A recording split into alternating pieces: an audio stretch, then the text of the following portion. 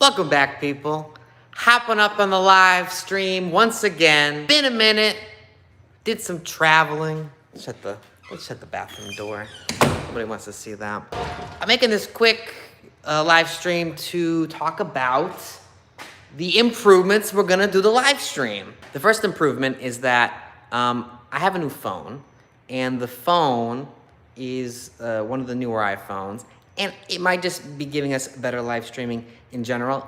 It certainly looks a little bit better. I don't know if it's working any better to you on your side, but that's just the immediate improvement. But the real improvement that I'm kind of excited for is this thing. What is this? Well, I don't know if it has a name yet, but what I'm calling it is a Pro live stream dongle. Dongle's not the right word. It's a tripod on wheels is what it is, but it also has a sweet gimbal mechanism on the top.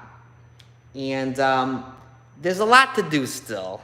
I'm only sort of piecing it together, but the idea, here's the gist idea, is that, how can I show, that I could walk around pushing this device with the stick, or this is what you're supposed to be guiding the tripod with anyway, and the camera would be facing myself, obviously, so I can get around the shop smoothly and live stream, but not just with my phone, because that's the thing, is that I've been doing this with my phone, because the phone has all the magic and components to have a camera and broadcast a live stream. But I want to broadcast with my real camera, my real camera that I use for the episode. This is what I'm usually shooting with to get all those good quality videos. It's a GH5. It's a standard vlogging kind of camera with a big old microphone so you can hear me. And this is what I want to be live streaming on, so that it's still good, because I like quality.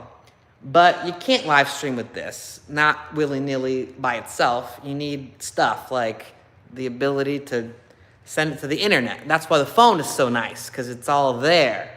But to turn this into what I'm trying to do, it's got to be attached to like a laptop, and laptops are heavy. So that's why the tripod is coming in to play. I could mount the laptop down in the lower regions, in the nither, and have the camera on the top side on this little. Now I don't actually need to use the gimbal thing. That's sort of extra. I could mount it right to the tripod too, and maybe that's just what I do at first. But it also depends on what I'm doing. If I'm really just talking, or if I'm just sort of like trying to get something done and let the camera do its own thing. Because with the gimbal, I got too many things in my hand now. I literally have 2 cameras in my hand. Let's put this, okay, there we go. With the gimbal, this is one of the new ones. DJI is a great company. They make drones and stuff. They make this thing, and there's a plug-in, there's an upgrade that involves like following.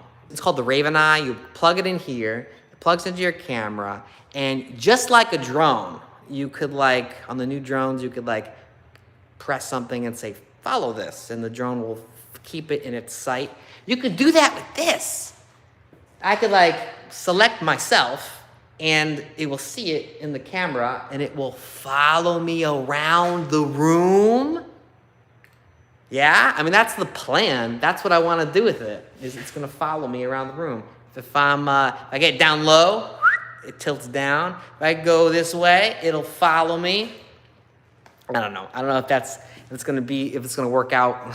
I have used my drone with that feature, and often it doesn't follow you. It loses you, and once it loses you, then it doesn't know where you are. So I'm assuming that's going to happen too. But the idea is cool. Anyway, so this is a big upgrade. It still has a ways to go. The other thing that I really need to work on is the wheels. The wheels, they're little wheels. I should have got bigger wheels because it's bouncing. I'm moving around, it's hitting stuff, and it's shaking the camera all crazy. And I've already tested it, and I don't like it. So my idea for that is to improve the wheels, remove them, and make custom brackets for pneumatic, wheels with air in them, so they have a nice little bounce, and replace it with something like that. Something you'd find in maybe in a high-end buggy, like a baby buggy, or I think what I'm actually going to use is I'm going to go through my pile of crashed kick scoots, which are, how many do I have? I got a couple. Got a couple down here. I got a couple over there. I'm pretty much gonna steal the back wheels off of those kick scoots and make the custom brackets and make that tripod have sweet 8-inch pneumatic tires so they could just glide over the bumps and stuff. That is the plan. Oh, I got some new parts involved. The Moto project. We're always working on the Moto project. The Moto project will be the death of me. But what I'm excited about right now is that we're making an improvement for the fast version. There's always been the plan to have 2 versions of our Moto. The the under 40 miles per hour version, which is considered limited use, or depends how your state wants to describe it. But a slower version that could be registered with just a driver's license. And then a faster version that would require a motorcycle license, probably, depending on where you live. But exceeding 40, 50, maybe 55 miles an hour. Who knows how fast it'll end up going? I don't know either, because I haven't built it yet. But the problem I have with doing any further upgrades on the existing model is that there's no room for more stuff. Everything is very compact and very tight. So to go faster, you need to improve a lot of things. One of these is the controller, which is, yay big. But the faster controller is, a lot bigger. So where are you going to put it? You can't stick it under the seat unless you change some things around. So that's what this is. To give you a really good visual,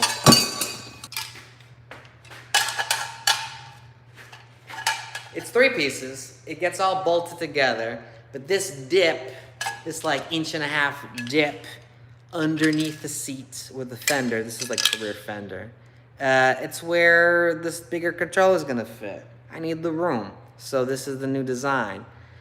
From here on in, this is probably the new design for all of the Motos. And if you're getting the big controller, it fits. And if you're getting the slower bike, the 40 mile per hour bike, it would just stick the small one in here. So, one size fits all. It all stems from a custom order. One of the orders for the Moto, he wanted the faster version. So it's taking a little extra time, but that's why we're hopping on it now. So this is the controller for the 40 mile per hour bike. It's a good size. It fits under the seat really easily as is, but the bigger one is much wider and longer. You could compare the two. The small one is 40 amps. The larger one is 60 amps. We need the room to fit that. That's what I'm trying to say. The second part of this, which is very exciting, we're gonna get these pieces made outside of the shop. This is gonna make it easier for us to get things done because there's just a few things less to do. And we're doing it at Edmunds, metal fabrication shop there as well. So I am bringing those pieces I was dangling here as a sample to show that this is what we want done. I'm bringing the drawings of such pieces so that they know exactly what's going on. And I have, the files as well, so that they kind of know what to do. But I've yet to create something, design it to my specs, and then say, okay, now you guys make this. I've never done that before. To this extent, like a complete design. You know, we've done things like take existing items and having them modify it, you know, maybe shorten the wires or have a certain connector made so that it fits into our bike. I've done things like that, and I've, you know, taken things that exist and incorporate into our bike. But to take something complete and say, you make this now, never done it, excited to do it, it's like one more step. That's all part of it. Let us go into the big room. The big room is where so many fun things live. Well, this is, you know, I brought these machines up many times, but the old screw machines are not yet ready to go. But we got some lights dropped in so that we could see them better. Actually, you can see them real nice, huh? Look at that. And I also, well, this is sort of a sad story, but the small one works, turns on. I think I might have shown that before. We've wired in the bigger one. This is the bigger one. Doesn't work. Doesn't work. Doesn't turn over. The motor doesn't turn. I don't know what it is yet. It's probably not that big of a deal, but I didn't have any time to figure out what to do. All I know is that the wires are there, electricity is flowing, only hums. So I'll start to diagnose that problem just like I would any machine soon. Maybe it's fuses, maybe it's blah, blah, blah. There's something else to show. This is a new thing. We have ovens now. We have 2 industrial ovens. Why do I need these things? You're gonna ask yourselves, Pete, why do you need ovens? Well, why do you need 2? I know ovens. Why do you need 2 ovens? I got 2. I didn't need to buy 2. I could have bought one or the other, but I said, no, I want 2. And one is set up for high temps, like 400 degrees, which I want to do some small powder coating, you know, baking type things. I've always wanted to do a powder coating booth, and obviously we're not going to powder coat the whole frames in here, but like there's little items I'd like to get powder coated in-house. So I don't know, it's a good way to paint things. But again, that's the project. The actual use is the one on top is the low temperature oven, and I think it's 120 degrees, 140 degrees. This isn't enough to melt anything, but it's for dehydrating. Turns out, might have mentioned this before, but one of the biggest issues that we're having with our plastic when we're doing our vacuum forming, a lot of inconsistencies in texture, and through the research that we have done, it's all on water, humidity. Plastic is, porous-ish. There's water in there. We got to get the water out. When we heat the plastic as is, the water, the small water molecules, degas, and they bubble, and it makes the plastic bubble, and it makes all these little stupid little imperfections that look awful. I'm told that if you low heat the plastic at like 120 degrees Fahrenheit for 6 hours, for like a long period of time, this is the slow and low thing,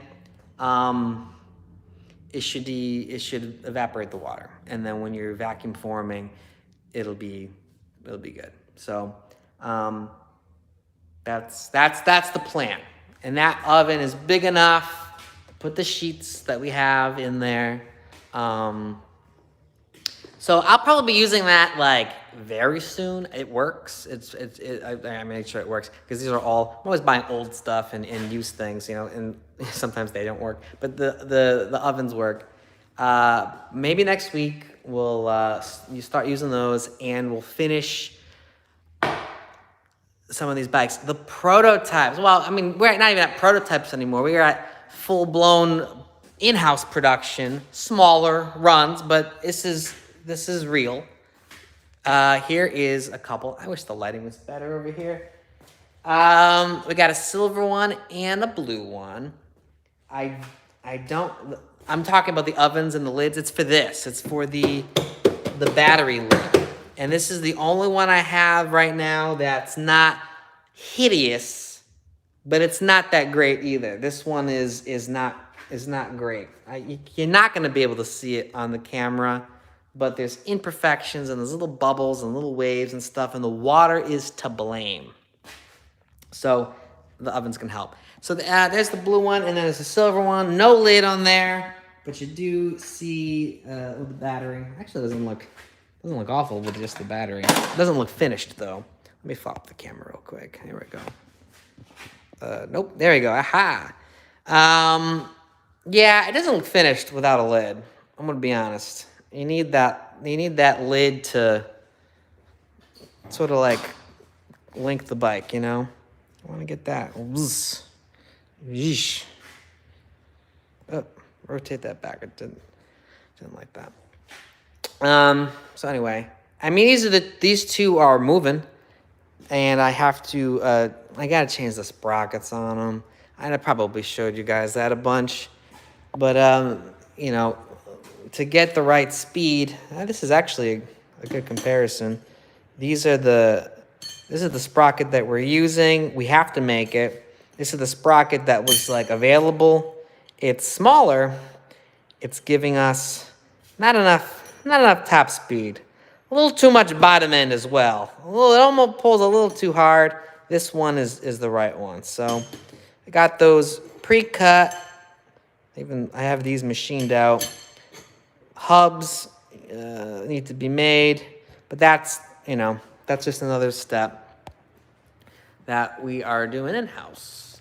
And the other guys that are ready to go, but still need lids, again, the lids, are out here in the hallways. Proto Moto still with us, and she is rusty as ever. Really should have painted her. Really should have painted her when I had the chance. The Florida humidity has not been kind. That's sad, but here's a black one. Needs the lid, otherwise complete. And then I got two more over here. We put them in the hallways or the aisles so they're safe. They're safe from harm. I gotta get a seat on this one. I have those made, and that one needs a whole thing. So they're various degrees of finished, but all very, very close. All right, let's see. This is a good time. If anyone has questions, I love answering the questions. Let me see if I have anything that popped up so far. Yeah, give me that chat. Will you come to Slovenia again? I wanted to come this year. I did. It was totally in the plans. But I couldn't because, the coronavirus killed all transportation, especially earlier in the summer when I was like really rearing to go and everything was very like unknown. That was the plan. Instead, I got those Tomoses from Malta.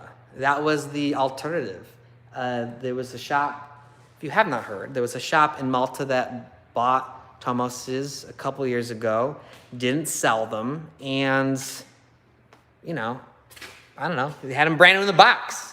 Found me through the videos, and I said, yeah, I'll buy them. And I got a couple. I got more in boxes outside, but, these are 2017 Tomos Classics. Gorgeous. I got the green one. There's a blue one as well. Same system, with the spoke wheels and white wall tires. Let me do the screen flop. It's better for me. Thank you. And then I have flexors, which have been a hot item, honestly. The flexor, I always thought the flexor was not as gorgeous as the classic, but people like them, because they're simple and just black. I mean, I think people like black. I think people might be afraid of color. The bright green, the bright blue is a little much for a lot of people. I mean, I understand. Let's see, what else we got for questions? Someone says, are you set up to ship? Of course. Logistics has been probably my #1 skill set when it comes to all this. We were, shipping and distributing Tomos mopeds across the country. Of course we can ship. We use a LTL, less than truckload system. We palletize, actually we do right here with the crane. We palletize the bike, strapped, boxed, wrapped. It gets picked up with the logistics company onto a truck, shipped similar to like a large piece of furniture. Like if you're gonna go to like, I don't know, Raymore and Flanagan or something and get like a bed delivered, they're gonna, put it in a truck. You have to be home when it gets delivered. You gotta sign for it. To be present. They drop it off in your driveway and that's it. Now it's yours. So that's the way we do it.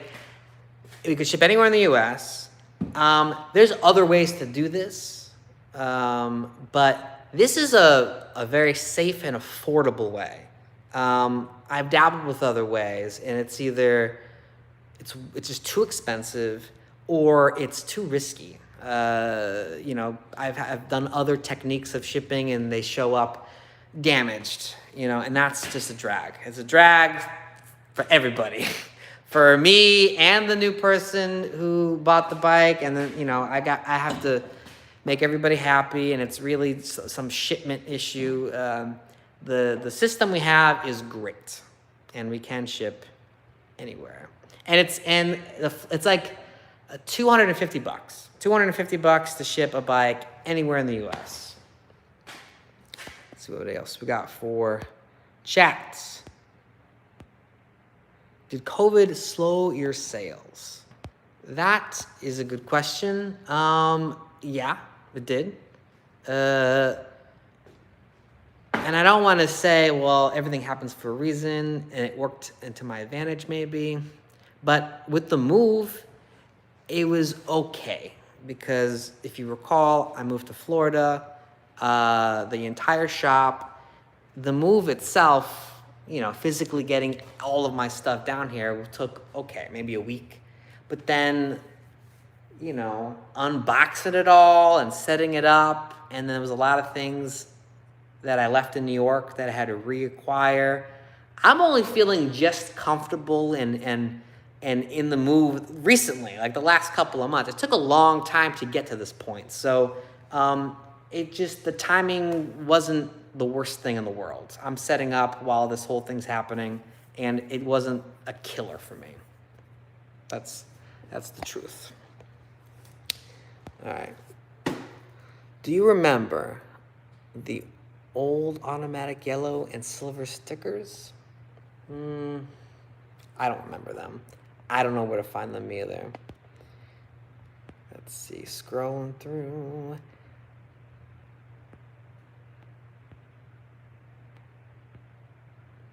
Well, I think I'm caught up on questions, guys. So if you have any new ones, drop them now. Otherwise, forever hold your peace, and I'll get back to doing what I'm going to do. Actually, I think, what day is it? Tomorrow, Thanksgiving? I think so. Happy Thanksgiving, everybody. If don't eat too much. And if you're watching the football game, if there is a football game, don't let it distract you from how much you're shoving in your mouth. I saw a question that popped up. What kind of batteries do you use? This is the lithium-ion style battery. When we were doing battery research, lithium manganese was the battery cell that made a lot of sense. And one of the aspects of lithium manganese, I don't remember all of the categories, to be honest. It's been too long since we did this research, but we settled on lithium manganese because for the power ratio it had, it was safe. It was a safer chemical composition. And safety is, a big part of all this. I do not want to create a beautiful bike that will overheat and have a battery meltdown. I don't, nobody wants that. And, I think back to some products that go out there, I don't know, like the hoverboards. I mean, you remember the hoverboards, maybe 5 or 6 years ago? They banned them because they were exploding and stuff like that.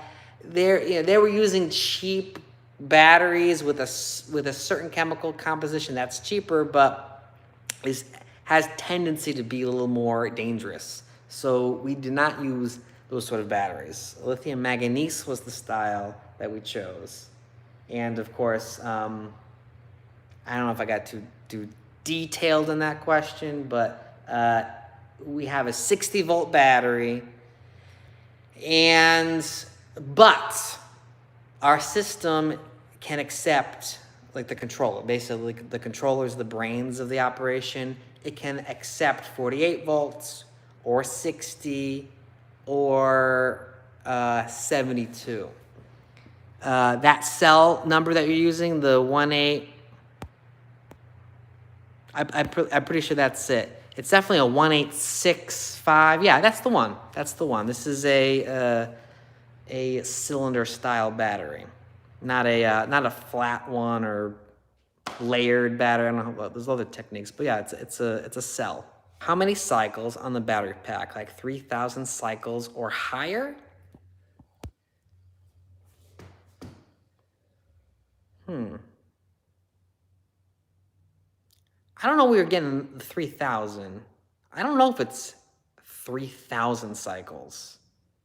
There's always a fraction of a tiny bit lost when you're recharging, and over time, what you get there is over time, charging over and over again, you're not getting a full charge. And some of it has to do with all sorts of things like unbalancing of the cells. Everybody wants a really fast charge so that they could charge it and go. But fast chargers don't give you the most balanced charge. So I guess it's a complicated question. It's a complicated answer.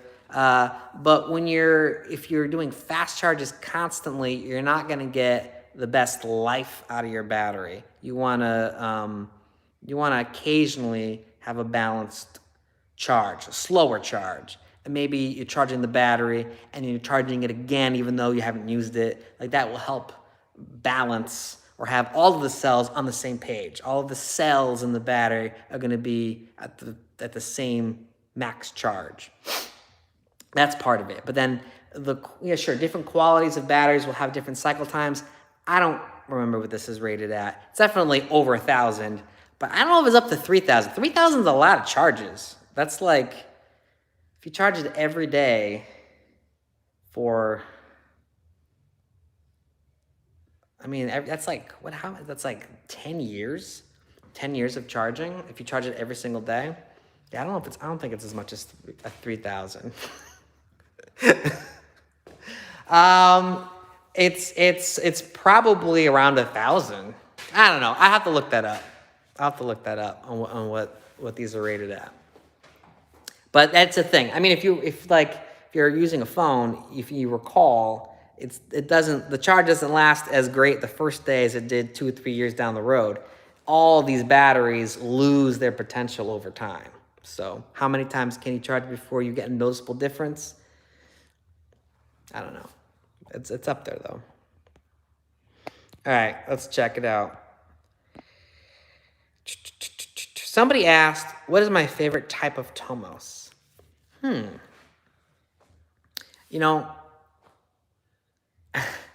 have a lot of new experience with this recently because up until a couple years ago, the only Tomoses that we had access to in the United States is just your automatics, your A3s, A35s, A55s are all just a 2-speed automatic motor. We never had the APN motors. And then with the recent trip, well, semi-recent, it was a couple years ago, all of these new options are at our in our face, and I had a lot of time to play with all of them, and I really enjoyed it. But there was a few models that I did not get my hands on, that were different aesthetically, and then some, in the motor as well. The E90, for example, was a 90cc, stroked out, bored out Tomos engine that I have heard only great things about. I've never been able to ride one. I've only seen a couple. I could imagine that would be my favorite.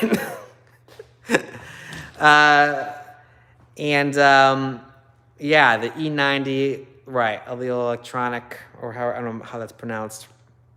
And it looks cool. It is a cool looking bike. Top tank with a big tank on it. Very, very motorcycle-like. Obviously, within, your friend has an E90. Well, bless him, because they seem pretty sweet. There are some other models that are like up there that are pretty quick. Like, I think one model, the 15 SLD, is another. It's not as big as the E90, but it's very close, and it has a lot of horsepower. I had one of those, but I did sell it before I had a chance to actually take advantage of it. Actually, no, I remember what happened. I bought one. It was a 15 SLD frame. The motor was not the right motor. It was swapped. I got swapped out. And the owner knew it too. He knew it was in conversation, he knew it was not the right motor. I didn't know, because I didn't have the knowledge at that time. I do now. And that motor was not the fast original motor. So yeah, I've struck out on riding any of the top Tomos engines. Okay. And I guess the short answer to this, the Revival is my favorite by far. The Revival, 100%, best Tomos ever made. I'm kidding a little bit. Not too much, though. Worked at the Tomos factory, born in Copa. I've been there. Tomos factories, well, I'm assuming it's gone now. But it was cool to see it. If you haven't seen that episode of us going into the factory, definitely check it out. I think there's 4 episodes of us in Copa. Maybe only 1 or 2 of those episodes are us inside. But, oh man, those were great episodes. You've seen it? Cool. Thank you for watching.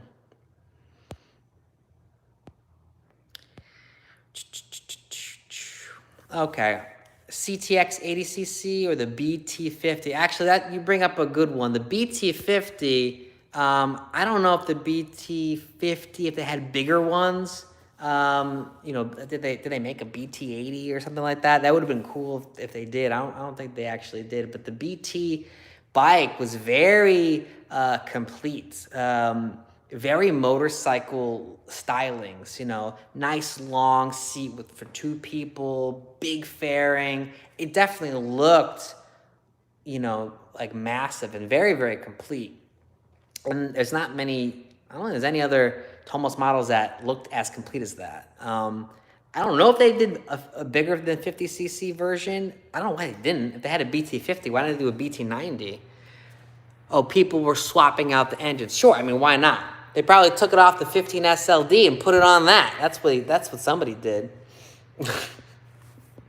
And the BT50 had, mags with disc brakes. It had some good stuff going.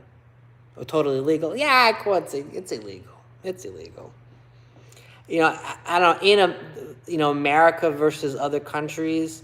America, that stuff slides. I don't know how it slides. You'd assume, that it wouldn't slide, but it does. People change displacement on their mopeds. They do put the kits on. They ride them around. They're going, 40, 50 miles an hour. It just happens. It doesn't there's no police hunting us down for that. So I know it's a big no-no in Europe. It's less of a no-no here. I mean, it's a no-no on paper, but people still do it, and there's no repercussions for it. So, the land of the free, land of the dangerous, possibly, but also, luckily, free. Thanks for chatting with me. That's fun. I like this. I like doing these live chats here and there. They're fun. The production for making a video is a lot of work. I'm sure you could appreciate that when we do a video. There's, a lot of editing and post-production stuff, and it takes a long time, and can never get them out fast enough. Want to get them out faster, but I'm finding the live streams it's almost, it's not the same thing, but it's fun to get something out there that I could just do, and I don't know. It's fun, and it's a lot easier. Thanks for the support, guys. We'll keep things going. This is Pete from Second Stroke saying, don't forget about mopeds. We'll see you next time. We'll keep up the work. I'll keep posting, guys. Stay safe, and happy Thanksgiving.